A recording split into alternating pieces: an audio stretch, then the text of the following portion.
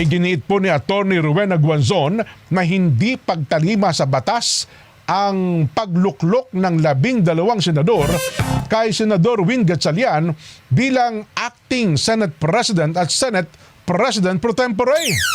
Sa programang Usapang Matino sa DCEC Radyo Agila, tinalakay po ni Guanzon na ipinagbabawal sa konstitusyon na maglagay ng Senate President na wala namang bumotong 13.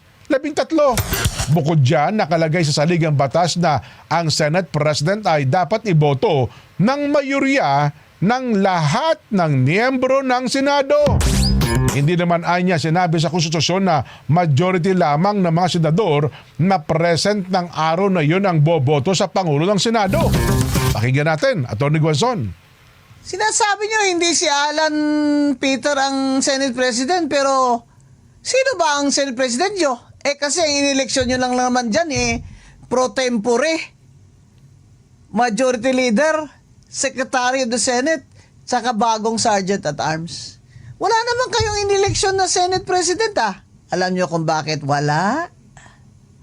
Kasi alam nyo rin na bawal talaga sa konstitusyon yan na maglagay kayo ng Senate President nyo na wala kayong 13.